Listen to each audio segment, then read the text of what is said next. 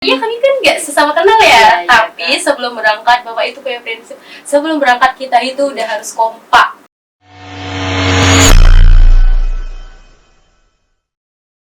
Assalamualaikum warahmatullahi wabarakatuh. Kembali lagi di podcast DKTV, TV Masa Depan Dakwah dan Komunikasi.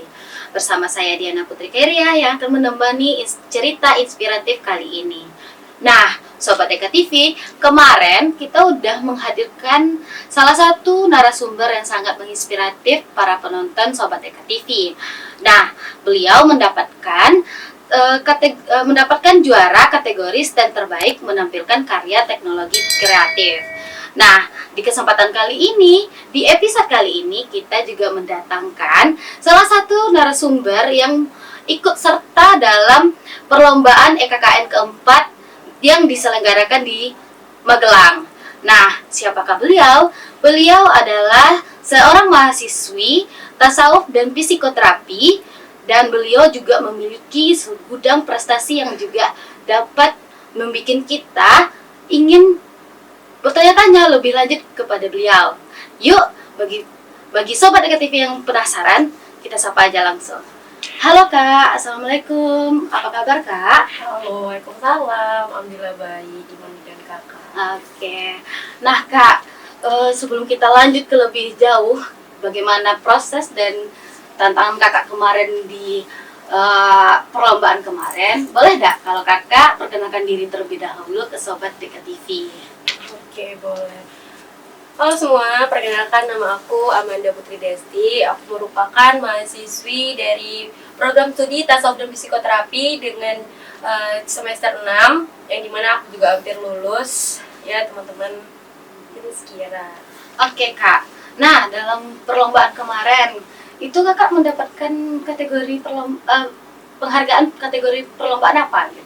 Kebetulan yang kemarin kami ikutin ini, yang baru-baru ini yaitu EKKN, itu Expo dan Kewirausahaan yang diselenggarakan itu di Universitas Untidar, di mana kami itu mendapatkan kategori juara 1 makanan kering. Oh, kakak berarti bagian lomba juara 1 makanan kering. Iya. Oh, gitu. Sebelumnya aku mengucapkan selamat kepada kakak yang udah mendapatkan dan tim juga yang udah mendapatkan juara 1 kategori makanan kering ya kak. Nah, boleh deh kak ceritakan sedikit perjalanan kenapa kakak bisa mengambil mengikuti EKKN ini sama tim gitu. Apa aja prosesnya? Ya, perjalanan kami buat sampai ke titik kemarin itu cukup panjang ya kak. Mulai dari pembentukan tim, dimana pembentukan tim juga nggak main-main ya. Di situ ada penyisihan dari dosen-dosen. Lalu setelah tim kami itu dibentuk, kami juga ada yang namanya penentuan produk apa aja yang akan kami bawa di sana kak. Karena kan banyak kategori yang ada disediakan oleh Untidar sendiri. Nah, kebetulan di sini kami perginya itu 6 orang. Nah, di mana 6 orang ini dibentuk lagi menjadi 2 tim di satu stand. Nah, jadi setelah kami berunding dengan keahlian yang dipunyai sama teman-teman, itu akhirnya kami membawa 3 produk. Yang pertama itu makanan kering, lalu ada teknologi, lalu ada jamu dan suplemen. Nah, dari persiapan itu kami juga nggak sampai di sana ya kak, tentunya kami juga mempersiapkan alat-alat dan bahan, dimana kami itu bukan cuma sampai di Padang doang untuk siapin, tapi sampai ke Jogja juga kami mencari alat-alat itu, persiapannya juga sampai ke Jogja kak, bayangin. Jadi Jauh juga ya kak ke Jogja? Iya bener, sampai di Jogja kami bukannya untuk langsung lomba, tapi kami masih lanjut buat nyiapin persiapan itu. Nah, kalau udah selesai kami siap itu, kami baru terjun ke Magelang. Habis di Magelang baru kami persiapan yang namanya perindahan stand, karena kan kita hanya disediakan dalam bentuk stand kosong aja ya, kayak sama dengan meja. Nah, itu kami yang dengan tim sama-sama buat ngeindahinnya. Oh gitu.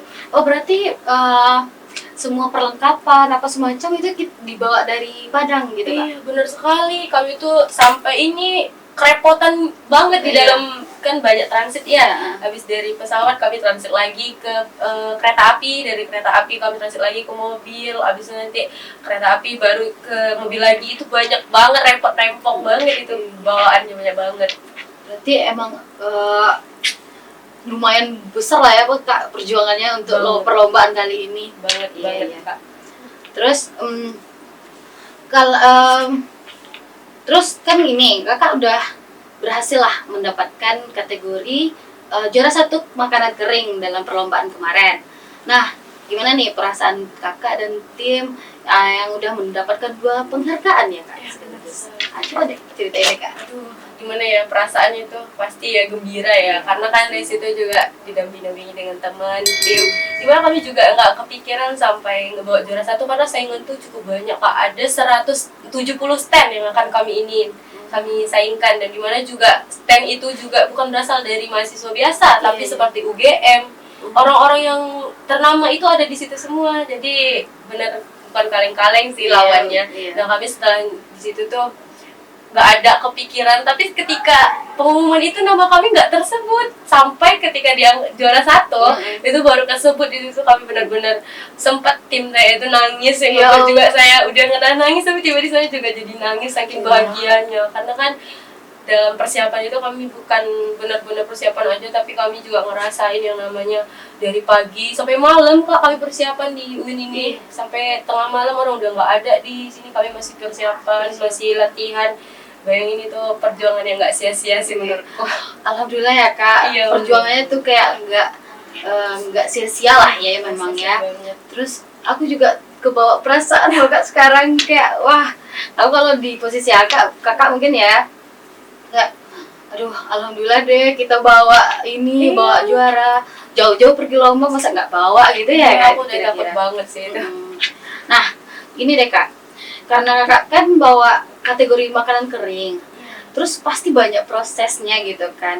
Apa nih ide kak bisa melatar belakangi makanan ini? Tapi sebelumnya boleh nggak sih kak kasih tahu dulu apa makanan kering yang kakak bawa di itu kemarin?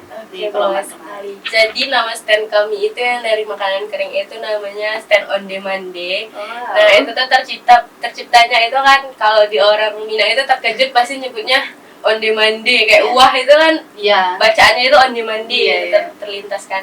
Nah jadi kami membuat stand kami itu namanya on demand day, di mana kami itu punya 2 produk. Yang pertama itu onde-onde the like bar.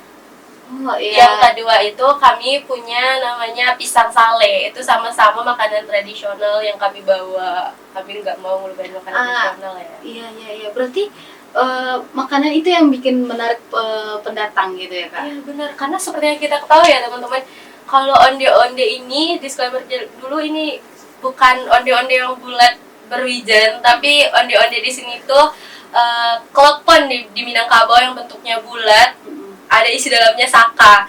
Nah jadi kalau kita ini nyediainnya tuh dalam bentuk the like bar yang udah dibuat dalam bentuk fiber atau yang seperti bembeng. Nah di dalamnya ini ada isian oat, jadi itu yang membuat orang tuh menarik ketika misalnya banyak anak-anak ini yang lagi diet tapi pengen banget nih makanan manis gitu. Nah nggak bisa, jadi kami menyediakan itu buat teman-teman bisa tetap makan makanan manis tapi tetap sehat gitu, tapi daya tahannya juga lama. Nah itu membuat benar-benar julidnya. Jadi itu inovasi yang sangat panjang banget dipikirkan ya kak. Tapi kan kalau kakak tadi ngambilnya, kalau di Minang kan namanya itu tuh klepon. Kalau aku sendiri ya kak, aku lebih tahunya itu tuh onde-onde. Oh iya, ya onde-onde kalau di orang. Iya, orang yang di luarnya juga dikasih taburan ini kan kak, kelapa ya gitu. Tadi kan keunikan yang dari yang kakak sampaikan tadi itu ada oatnya gitu. Itu tuh udah dibincangkan juga sama tim sebelumnya. Nah ini juga udah diinovasikan, ini udah masuk tahap inovasi ya, yang dimana onde-onde di kita itu kan klepon ya, itu tuh seperti yang kita ketahui cuman bentuk saka dikukus. Nah tapi kan kalau ada manis gitu ya. Nah jadi oat itu tuh bentuk inovasi terbaru yang disediakan oleh kami, yang kami tawarkan supaya ada daya tarik, daya jualnya. Itu kak. Gini deh kak, proses dalam pengembangan produk ini bagaimana gitu kak? Cukup panjang ya kak, karena kami juga nggak ngasal-ngasal buat ide, ngasal-ngasal buat produk. Kami juga perlu yang namanya riset pasar, ngelihat di lingkungan sekitar ini masalah apa yang bisa kita kasih solusi, yang tapi solusinya itu ada nilai jual.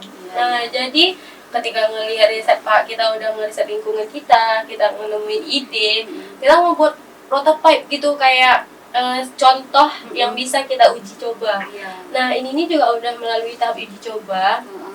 Ketika udah diuji coba, pasti kita juga nyari ya apa yang kurang dari produk ini. Nah setelah dapat, baru kita bisa ulang lagi sampai hasilnya itu sempurna dan bisa dilombakan. Berarti ini prosesnya udah sejak kapan gitu Kak? Oh kebetulan dari Onde-Onde Delight Bar ini, kami ini kebetulan jalannya dari 2025. Kami itu Udah lama ya berarti Kak? Iya, kami penerima dana hibah dari PT Pegadaian. Kak, alhamdulillahnya kami Alhamdulillah, dapat dari ya. kan? Ya, kami dapat dari PT Pegadaian. Jadi dari situlah kami memulai usaha ini, karena kan usaha ini juga cukup banyak ya, modal alat-alatnya juga cukup mahal. Iya. Jadi dari situ kami mulai di 2025. Oh, berarti ini proses produksi onde-onde like bar. Onde Delight Bar. The like bar ini produksi rumahan berarti Kak? Iya, setelah ini berkembang barulah kami mulai ciptain namanya pisang sale, dan insya Allah besok ketika Seiba itu bakalan kami jual juga. Oke Kak, nanti kami mau beli lah Oke. insya Allah ya. Terus kira-kira Kakak tahu nggak sih Kak dari kategori penilaian lah gitu? Kan pasti karena dapat penghargaan ada penilaian gitu. Kira-kira Penilaiannya itu banyak ya, bukan cuma sekedar produk aja, tapi juga kayak penilaian yang keindahan. Ada 9 kategori penilaiannya, dan di sini penilaiannya itu bukan cuma sekedar buat si makanan kering doang, tapi buat satu penilaian yang dibuatkan untuk semua stand atau semua kategori. Yang pertama itu keindahan dari stand, keindahan, kebersihan. Nah, lalu ada omset, ada jejaringan. Di situ juga ada keberlanjutan usaha ini. Lalu juga ada bentuk dari produk kita itu, kemasan. Oh, kemasannya. Kalau dia dalam bentuk kemasan, kalau yang kayak gini kan biasanya kemasan ya yang ditengok. Terus juga ada banyak lagi tuh, ada 9 kategori yang perlu dinilai Kak. Terus juga ada yang dinilai dari juri itu kerjasama tim dalam menjawab, itu juga dinilai banget. Dinilai banget itu ya.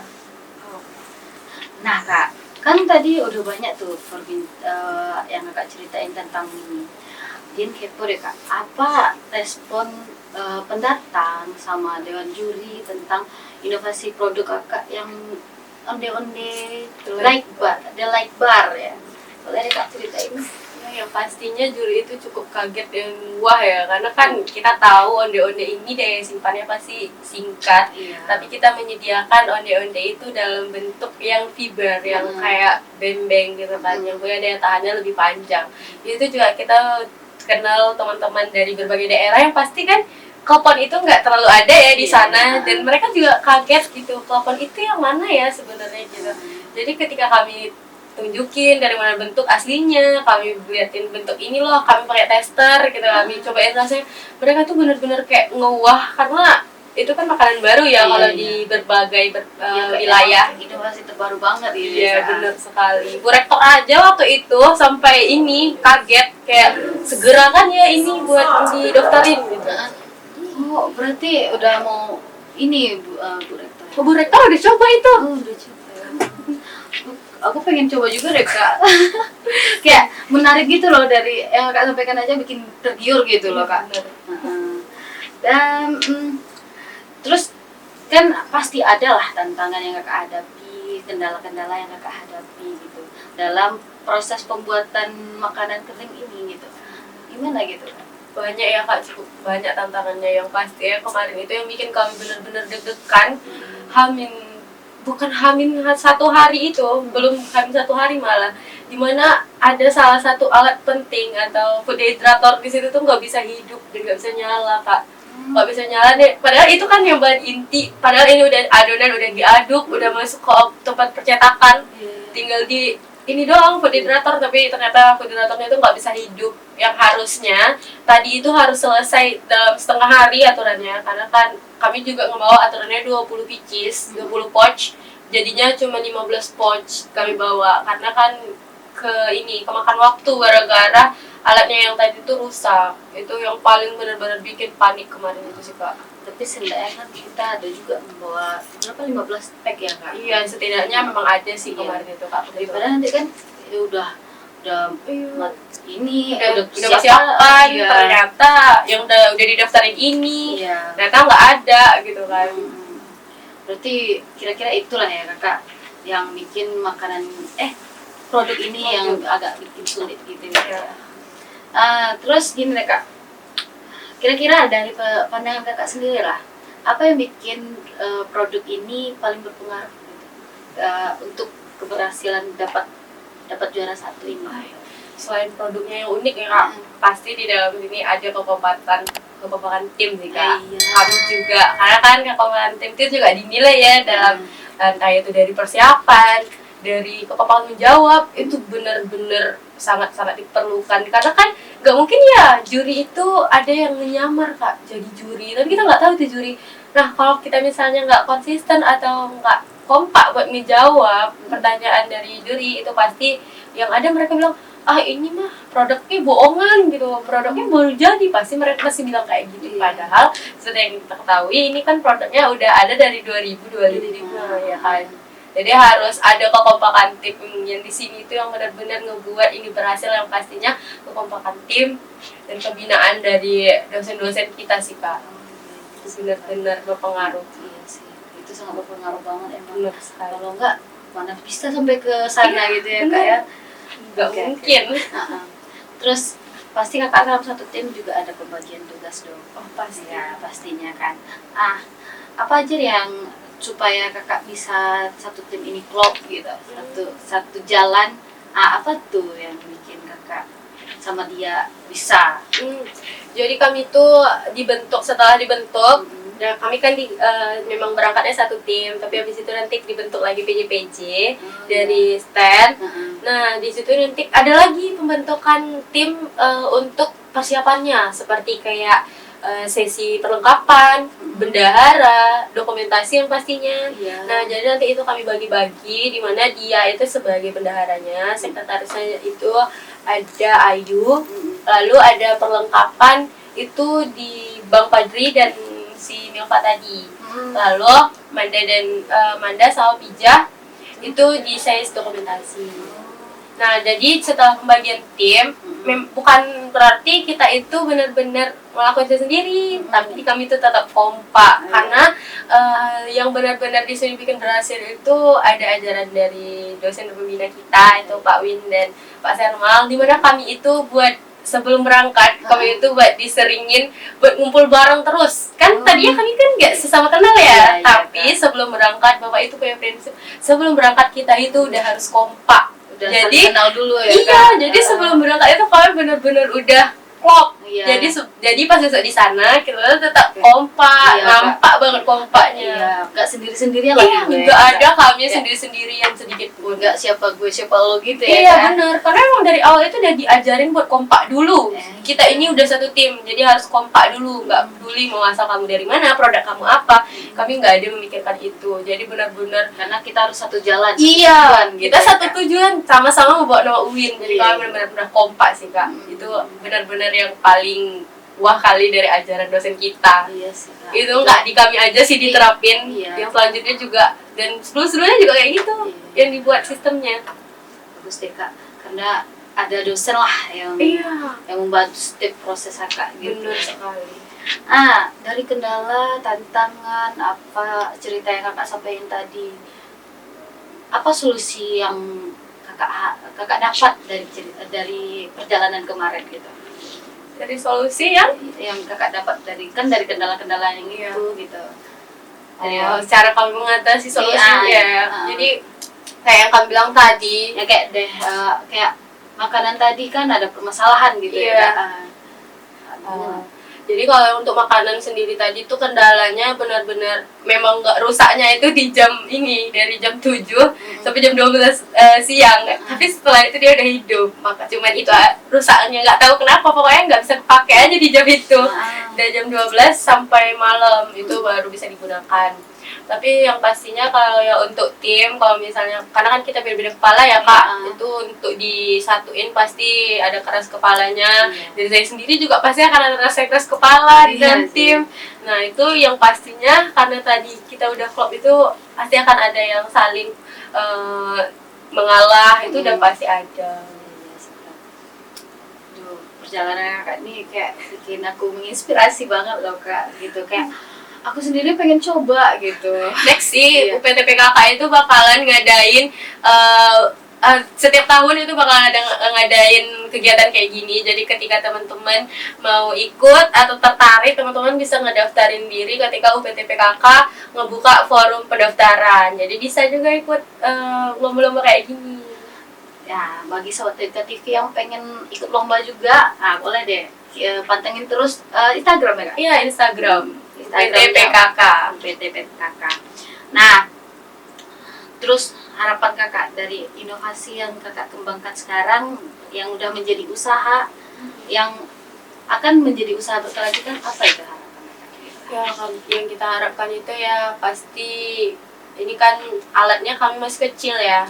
Karena kan keterbatasan dana awal.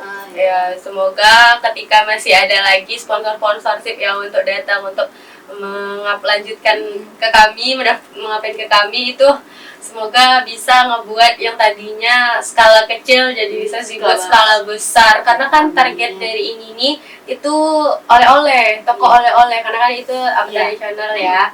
Jadi target kami itu selain orang diet, kami juga punya target itu pasar oleh-oleh. Jadi kalau skalanya kecil mungkin ini ya jadinya dikit juga, jadi lambat perputarannya. Jadi target pasarnya belum berubah. Iya, masih itu. Semoga lah ada sponsor-sponsor yang menonton video kita. Iya, amin. Gini deh kak, apa pesan kakak yang ingin kakak sampaikan ke mahasiswa yang ibaratnya ingin juga mengikuti kompetisi yang kakak jalani? Buat teman-teman yang mau cobain sesuatu hal apa sekecil apapun itu, jangan pernah ragu buat ngecoba, tapi lebih nyesalah diri kalian buat nggak ngecoba. Dan satu lagi, aku tuh punya rahasia atau tips yang diajarin sama orang tua aku. Jangan pernah kasih tahu atau umbar ketika kamu tuh ngelakukan sesuatu. Jangan umbar rahasia atau perjalananmu, karena rahasiakanlah apa yang sedang kamu lakuin dan berikhtiarlah agar semua itu dipermudahkan jalannya. Wow, pesannya itu banget loh kak. Kayak sampai kepikiran kalau oh iya harus kayak gitu ya. Iya, karena aku juga punya prinsip kayak gitu. Aku nggak pernah ini kegiatan ketika lagi proses, aku nggak pernah bilang ke orang-orang, aku cuma bilang ke orang tua aku sendiri. Ketika udah di fasenya, udah di benar dapat juara atau apa, aku baru ngabarin ke orang banyak. Karena itu benar-benar tips dari dulu. Gila gitu. Iya, baru up sepuas-puasnya, karena kita kan tahu kan ya dalam Islam diajarin buat kayak gitu. Iya sih kak. Sangat menginspiratif loh teman-teman. Kayak aku sendiri kayak ingin mencoba, langsung ingin mencoba. Nanti deh next aku akan coba. Nah, Sobat Deka TV, dari perbincangan kita hari ini dapat kita pelajari bahwa sebuah prestasi besar tidak hadir secara instan. Butuh kerjasama, kreativitas, inovasi, serta kerjasama tim yang solid untuk mencapai hasil yang terbaik. Dan pesan yang harus kita ingat, beranilah mencoba daripada tidak mencoba sama sekali.